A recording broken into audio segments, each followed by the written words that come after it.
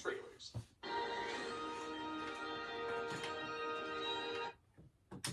This episode brought to you by Stardust, fans sharing video reactions to movies, TV, and trailers.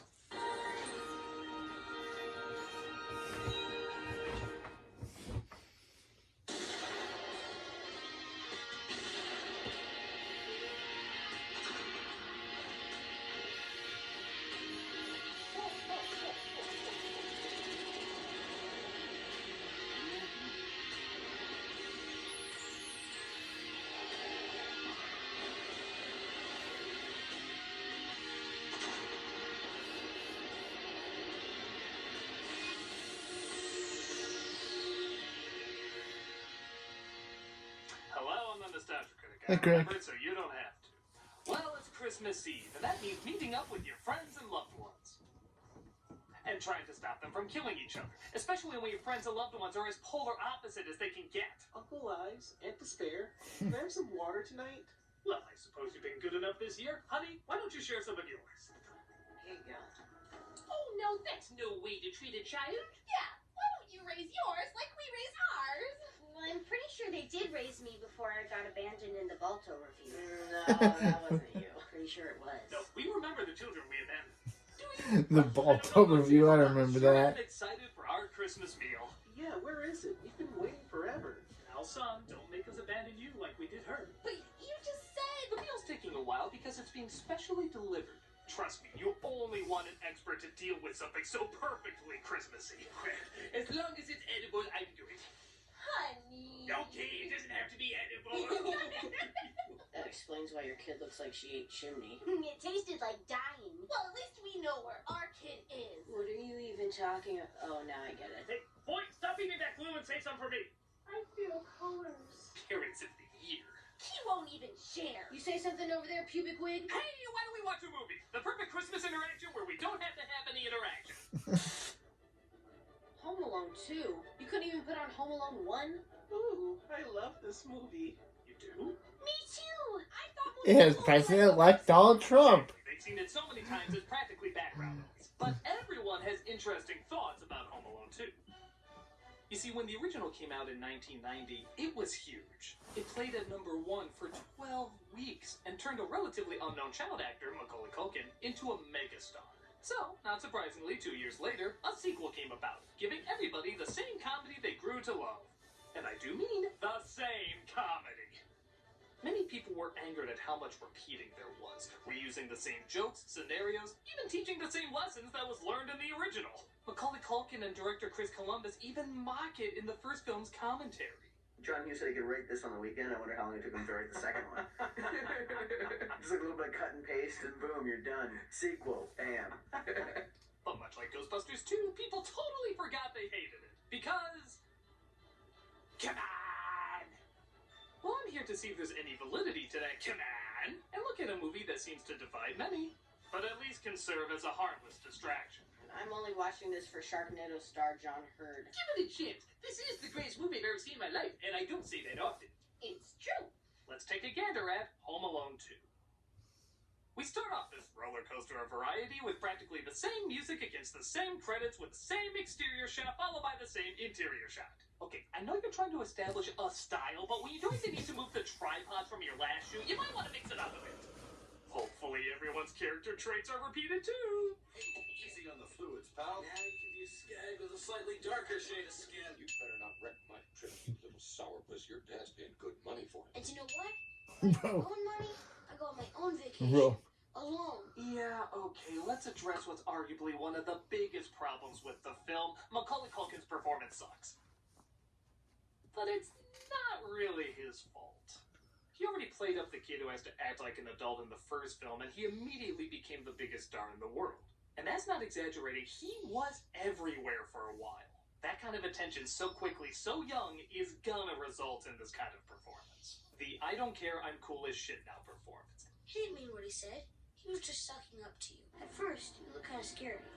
But when I think about it, it's not so bad. Without any of you guys, I'd had the most fun in my whole life. It would happen to you, it would happen to me, it would happen to anyone. There's really no blame, it's just the situation.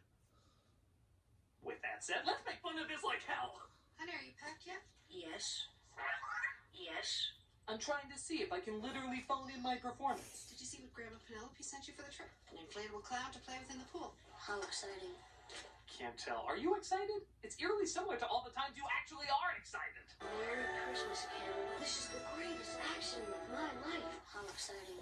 Why do we have to go to Florida? There's no Christmas trees in Florida. Kevin, what is it with you and Christmas trees? Stay at the world-renowned Plaza Hotel. Yeah, most of this opening dialogue you can just replace with, "Why can't set up for second or third act payoff?" Bad joke to make it look like we're not setting up for the second or third act payoff. Honey, did you set up for second or third act payoff? Segue to other setup for second or third act payoff to make you forget about this setup for second or third act payoff. Speaking of which, Kevin has to grab his tie while his uncle sings in the shower and decides to record it. I do hope the dollar store microphone on that thing picks up the clearest audio both inside and outside the room. Get out of here! No, pervert, I'm gonna slap you silly! Ironically, Macaulay Culkin might be the only person from Hollywood not told that yet. He performs at a Christmas pageant with his brother Buzz, who proceeds to make fun of him.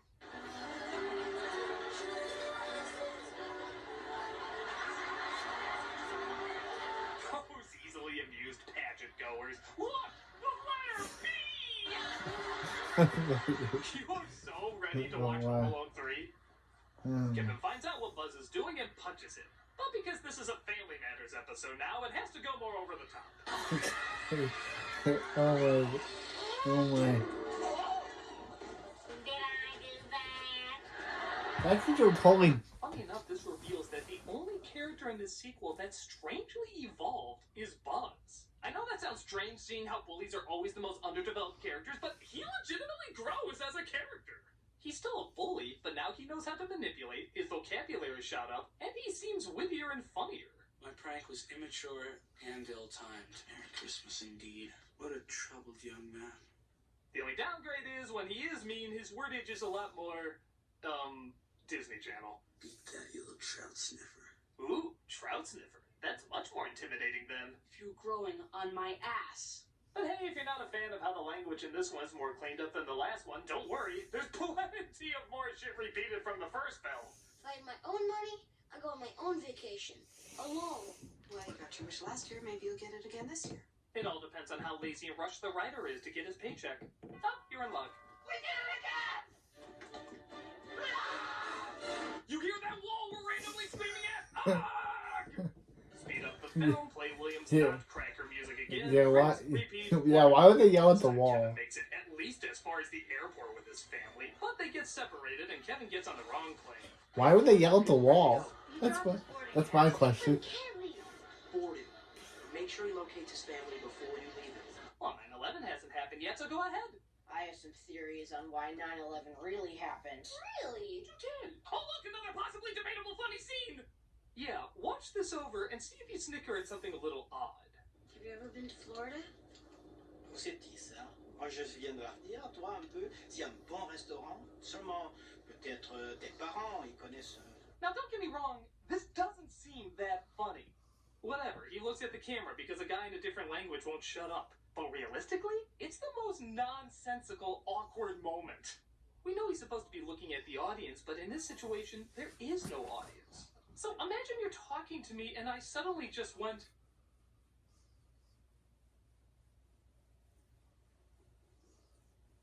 That'd be super weird! And why is this guy still talking? He knows Kevin doesn't speak French. Does he think he made a friend? A friend who slowly shades you by looking at the airplane set with more space than any plane ever built? It's actually kind of hilarious, just not at all for the intended reasons. I just have that feeling. We have everybody. There's nothing to worry about. Yeah, you're right. You're right. We're fine. American Airlines. Losing your luggage and your kids. So Kevin, of course, ends up in New York and checks to see where he is. What city is that over there? That's New York, sir. Yikes, I did it again. I think so. Anyone else feel like Culkin's blank stares are trying to eat your soul? You taste like innocence. Let's do this shtick again. My family's in Florida and I'm in New York. My family's in Florida? Oh, come on. In the original, he had to really think about it, dealing with the fact that his family was was gone, but then think about all the mean things they said to him. Here it just looks like he suddenly thought of his residual check. If it was in Florida, I'm in New York. Florida? Speaking of money, he uses all the cash in his dad's bag he accidentally took to see New York. He even checks out sites that are, uncomfortable, to say the least. The twin towers before 9/11. Yeah. See the face in smoke. Hey, look, the good feathers! Yep, Kevin passes by a truck the escaped convict snuck into, and their sequel material is much to be scared of. Smell that? You know what that is? Fish. It's freedom. No, it's fish. Sorry, Matthew Broderick will master this routine 6 years later. There's no need in trying to top him. We get ourselves a couple of phony passports. We hightail it to some foreign country. Arizona? Oh, I do hope there's more Secretary from Ghostbusters reboot material with him. Big enough coincidence, they all happen to be in New York at the exact same time, but Kevin just misses them passing in the street, causing Marv to bump into someone. Wow, mon chéri. Serve your wife. Come on, let's go. Why did that anger him so much? This is a guy who breaks into God knows how many houses and almost commits child murder, yet speaking French to a woman was too far? Imagine how he'd react to this guy. C'est qui ça? Moi, je viens de la France. Je suis. The fucking world is coming to an end like that. Kevin makes his way to the famous Plaza Hotel, but not before coming across a disturbing character.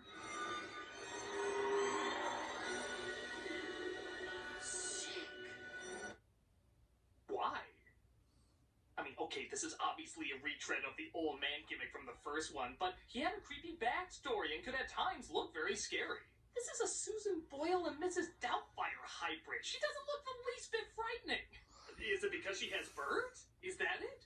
Birds aren't scary. You're literally feeding them in a later scene. If it were bats, it'd be scary. If it was insects, it'd be scary. If it was rats, anything but birds. There is literally a Mary Poppins song about this scenario.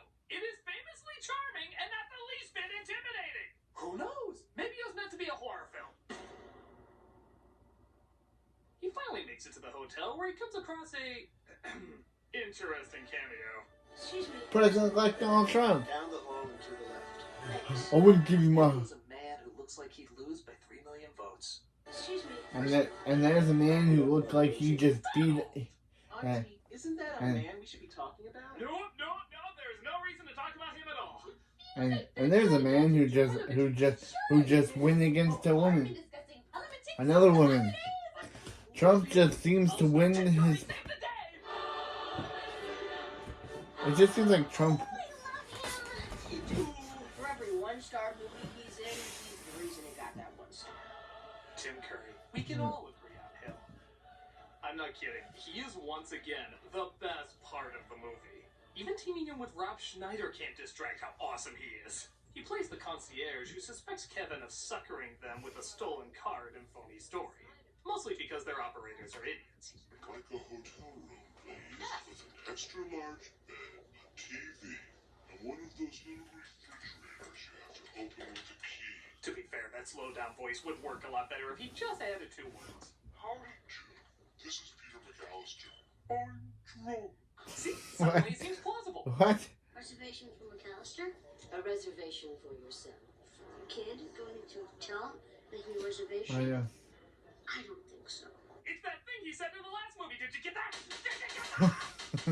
Give me his credit card, so I won't get into mischief. And ma'am, sometimes I do get into mischief. What? We all do. It of course works, and What? Kevin enjoys all What the was perks of what was luxury. that? What was that on? By the way, show of hands, how many people, when they hear this song, instantly think of Kevin in swim trunks? Yeah, me too. Stupid movie. Give the film credit that even Rob Schneider gets a few decent laughs, mostly involving a misunderstanding about tipping. I'm sorry, you wanted a tip. I still have some tip left over. No tip? Okay. Wait. That could make like 5 of my movies! Yep, we're even doing this bit again. It's me, Johnny. I could smell you. Why can't they? Why is this? All everybody seems Why? to watch in these movies are these films, The Grinch and Foreign, It's a Wonderful Life. I say branch out, movie, but why start now? I was singing at the Blue Monkey last night. You was here. Why is this not real? Why are these not real movies? Like, they're I so could cool. just watch this film series as opposed to these Home Alones. Yeah. Somebody crowdfund and get these movies made. Yeah. See them in their entirety. Yeah, I want to see it in their entirety too. My tummy got dull. You're the only duck in my pond. Get down on your knees and tell me you love me. Whoa, family friendly my ass. What? Harley Quinn in a bullet-filled bloodbath. But don't worry, parents, he didn't swear while doing it.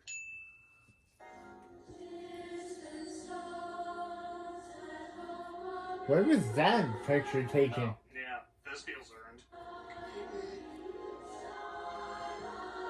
I hope we have fun learning the exact same goddamn lesson we learned in the exact same goddamn way in the first one. You know, there's a difference between tear-jerking and tear-jerks. Tear-jerking is what the first film did. Tear-jerks are what the producers of this film are, thinking they could do the exact same thing again. Meanwhile, Curry, in a totally not creepy at all way, stalks a little kid's room. Housekeeping. As Dr. Strangelove. Come on, Curry, we know you can do better accents than that. No, no. The diamonds are here. Kevin sets up in seconds what would take us. What? Why? Okay.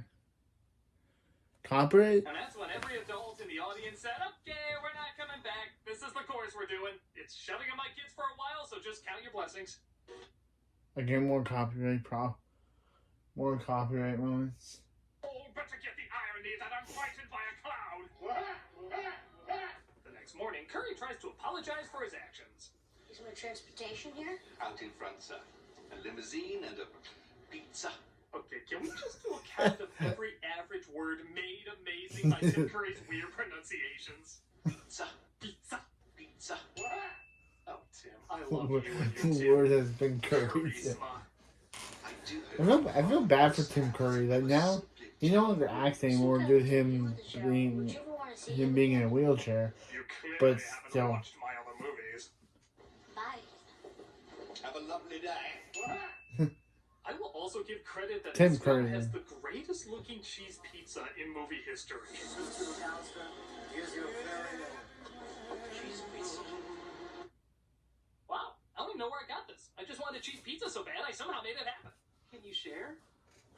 Okay, you three will get the pizza, they'll get the box. Ha! Suckers!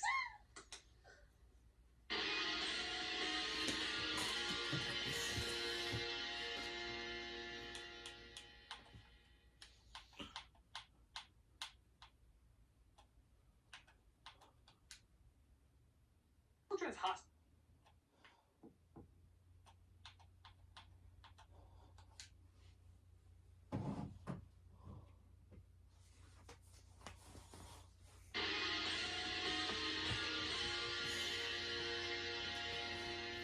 Tim Curry runs Kevin's credit card to find out it's stolen, but it's done in one of my favorite dissolves of all time.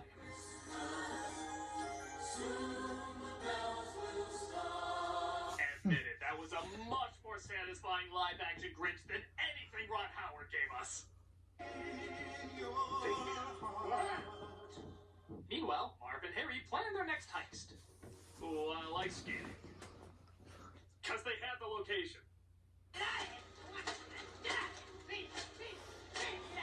Hey, Mom! Get over here and interrupt my foreshadowing! Hotels. Tourists carry lots of cash. Kevin! There's no guarantees. I got a better idea. Well, that pointless line went nowhere. They decide to rob a toy store, Duncan's Toy Chest, which again, Kevin happens to be at.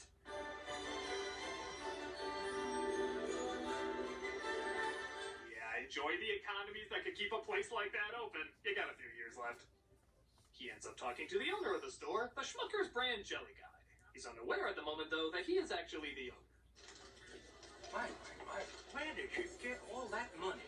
In that store, I imagine everybody has that kind of money. He tells Kevin that a lot of the profits will go to a children's hospital on Christmas Eve. So Kevin makes a donation. I'm not supposed to spend this money, but I have $20 from shoveling snow in a jar in our garage. So you can give this to Mr. Duncan. The hospital needs it more than I do. Oh, well, that's quite a sacrifice. After riding your limo from your luxury hotel on your folks' bank account, $20 I'm sure is a big deal. Why don't you give more? But Mr. Duncan falls for it and gives him a present of 2 turtle doves. One Kevin keeps and one he gives to a friend. Speaking of shticks, guess whose paths cross again? Hiya, pal. Okay, it's already a huge coincidence that not only are they in New York, but they're in roughly the same area. But how many times have they accidentally bumped into each other? 3 times in New York City. Hell, even when you plan to meet up, it's impossible half the time.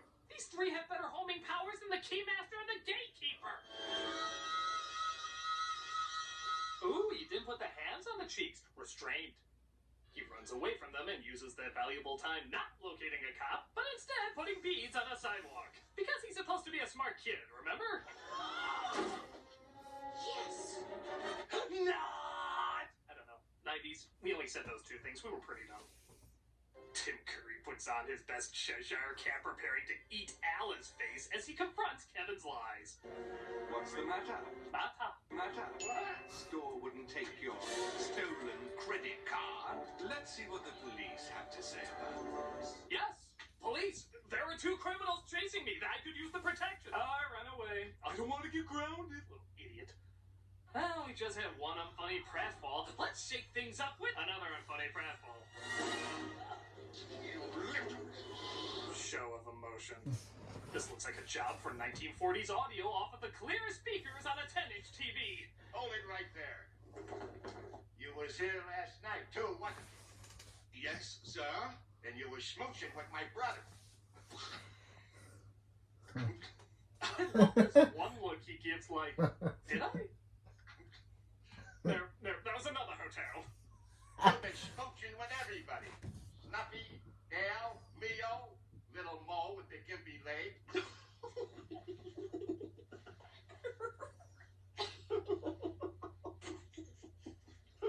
Yeah, this scene is ungodly childish and weirdly forced, but I'd be lying if I said I didn't kind of laugh at it. Everything from one of them having one of the names he mentions to Schneider's hilarious shame faces to still to this day wondering what Bony Bob looks like. Cheeks, Bony Bob. Tell me you're not wondering that. And of course, who can forget? Get down on your knees and tell me you love me. I love you. How was that not? I love Tim Curry. You also gotta wonder what he whispered to himself before saying that line. How is this not the most embarrassing thing I've ever done? Stay in your rooms! There's an insane guest with a gun! Plaza, we thought this was good advertising. How? But Kevin comes across Marv and Harry waiting for him outside, revealing their evil plan, of course. At midnight tonight, we're hitting Duncan's toy chest. Talk to Rio, huh? You want to shut up? What's the difference? He's not gonna talk to anybody. It's only been 2 minutes and already I missed Tim Curry so much, he would have said anybody like anybody. But again, because New York is so tiny, they run across the same woman from before, and Kevin makes it look like they pinched her ass. He did it! Did what? This is why you're Time Magazine's Person of the Year. Kevin escapes and gives yet another great read from his emotionally gripping voice. I want to go home. Mom, where are you? Can we show back-to-back the cries for his mother from both films? Mom! Mom, where are you? You know what? Your next call back to the last film better be funny as hell or I'm walking! Estúpidas, tontas, estúpidas que quieran los hijos a casa sin ropa. You get lucky. The family's told that Kevin is in New York, but sadly he's left wandering the streets in one of the scary parts of the city. Watch it, kid! Now there's a guy who has things figured out. Looking for somebody to read you a bedtime story? No, seriously, $50, I can do that. And he comes across the scariest one of all. I would say hi, most kids would. Your birds are really cute. He, of course, befriends her, and she takes him to the top of a concert hall where, insert church scene from first one here, I wasn't always like this, you know. I had a job. I had a home. But the man I loved fell out of love with me. That broke my heart. Can I please give her a spin-off show? Give this lady her own spin-off show. Or spin-off movie. To a breakup and you ended up here? You see, sometimes you can trust a person, and then when things are down, they forget about you. Maybe they're just too busy. Wait. I want to make sure I understand this. In love and employed, breakup, homelessness. There's a missing gap there, I feel. Would you mind filling that in?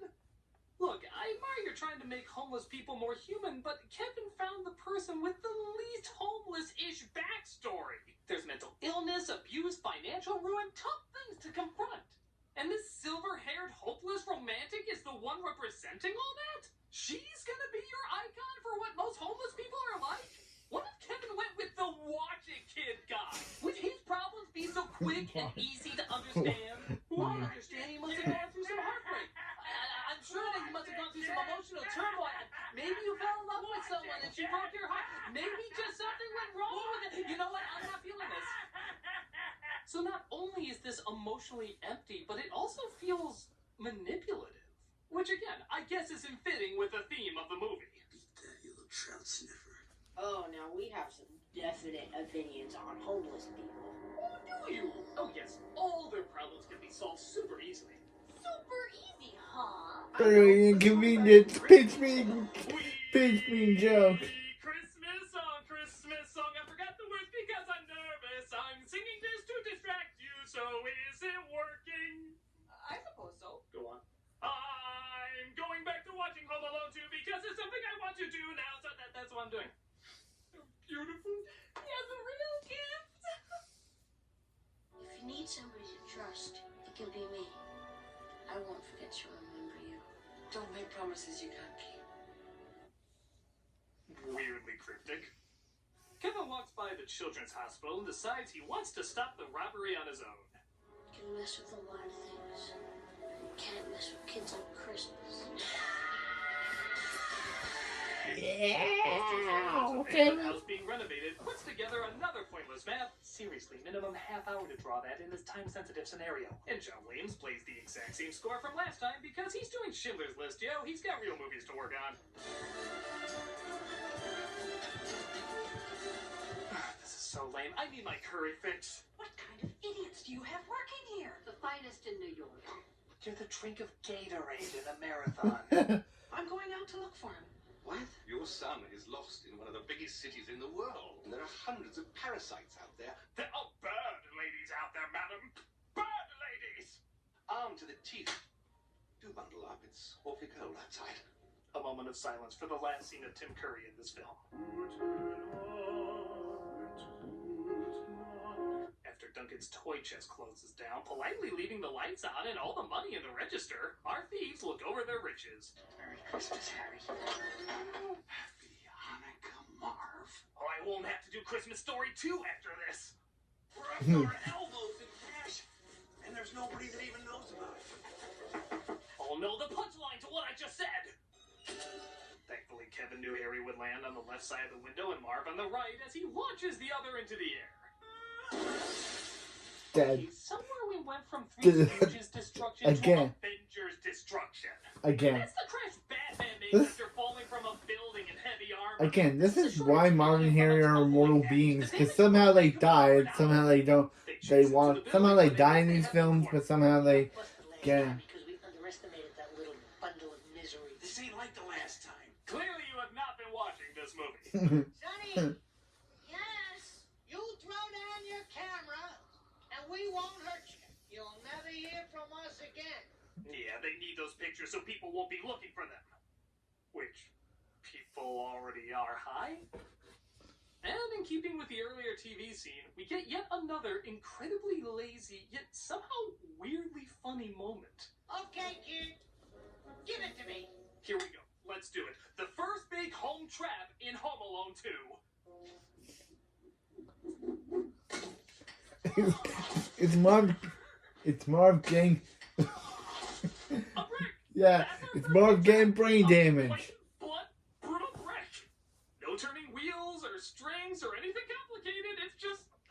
He's getting. But to make things even stranger, he does it again. Brain damage. And again. Oh, And again. Kevin's just giving It's almost Mars like brain a troll damage. joke. Home Alone 2, the genius trap Hey, there's setup, Harry like gave the brain best damage. films are known for. Okay, And there. we just watch a guy get hit with a brick for like 2 or 3 minutes. I'm sorry, I know it's dumb, but it's Also brain damage. ingeniously dumb.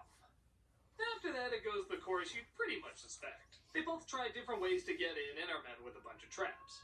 Some are okay, some are lame. They're hit and miss. That's killing him. No, they literally showed his skull. You may have won the battle, little dude, but you lost the war. Mars literally died. They showed his skull and everything. How did he survive? Traps like they said they would in the last one. Jesus Christ, he has a gun! Shit just got real! I never made it to 6th grade, kid.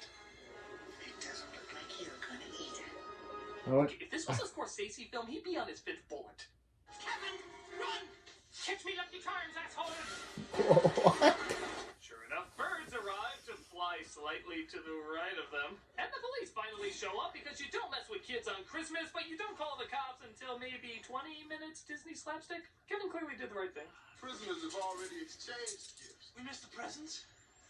He made us hide out in the store so we could steal all the kiddies' charity money. What an out-of-nowhere confession, even for a dumb person to make. Kevin's mom continues to search the city when she finally gets the idea of where he would be. Where no one else would be on Christmas Eve. Here's a fun game. Try to count how many times you actually believe what he's saying. I want to take back every mean thing I ever said to my family. Even if they don't This take is back literally the exact same recycle of the first film where he said this also. possible I can see all of them. Can I just see my mother? I never want another thing as long as I Too live. much emotion. Too much emotion. I just want my mother. Sometime, anytime. Even if it's just once and only for a couple of minutes. Whew, what a roller coaster. I sure hope he finds that blue fairy. What's that? He's not the emotionless robot from AI? Ooh, that sucked. The mother finds him, though, and takes him back to the hotel. The reunion is so underwhelming, they literally sleep through it. Yeah, next shot. They're all asleep. Remember how good everybody felt when they all reunited in the first one? Oh,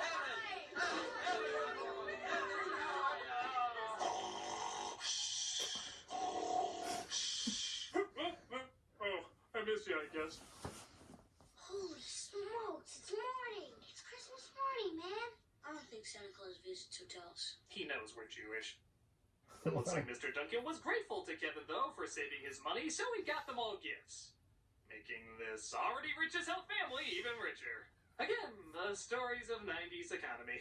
But Kevin realizes there's one gift he forgot to give. As long as we each have a turtle dove, we'll be friends forever. Ah, great. Look, I don't have enough friggin' birds! Bird. Trust me. Don't make promises you can't keep. Aw, jeez, lady! And because we haven't first movied enough.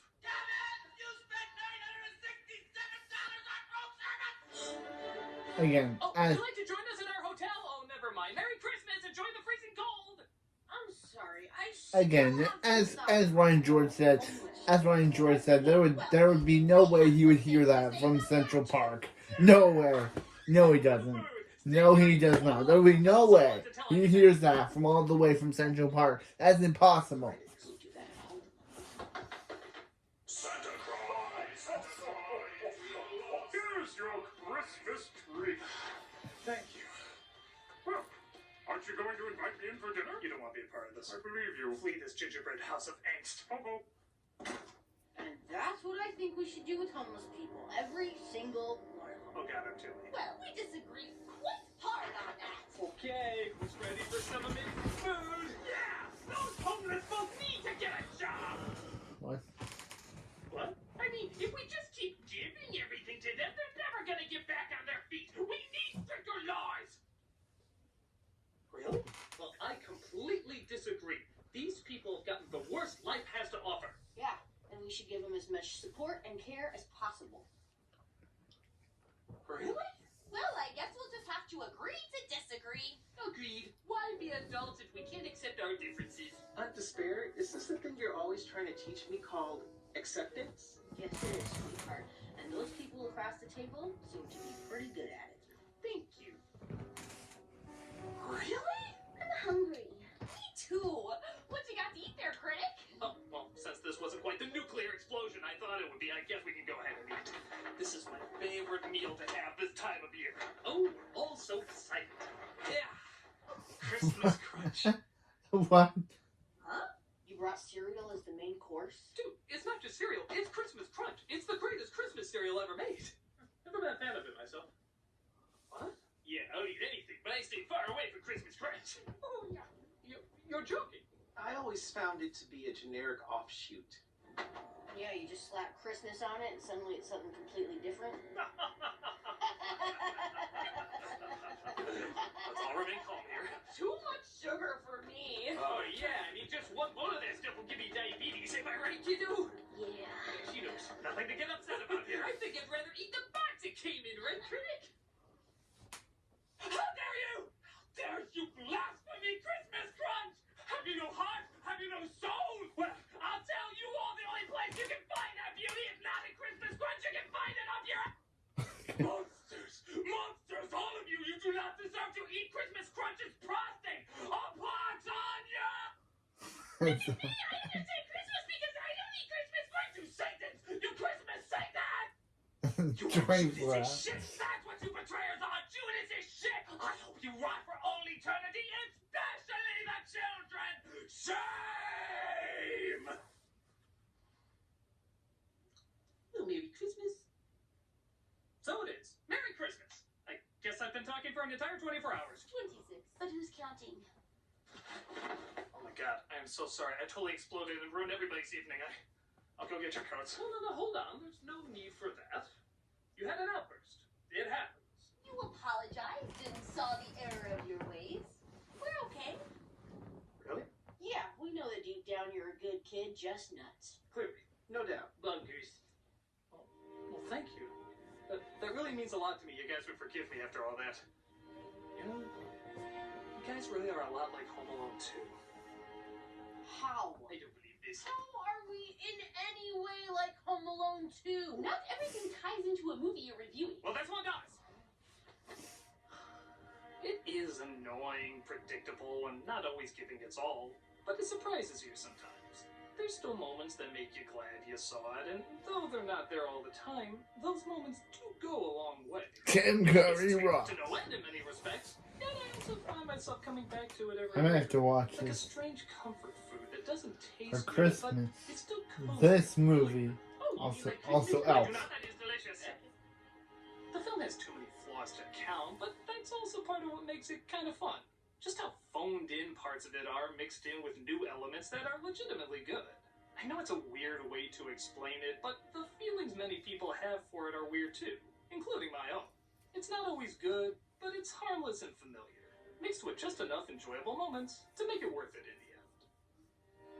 I'm the Nostalgia Critic, and people really are kind of like movies. Some you can be around, some you can't, but they're always worth a shot.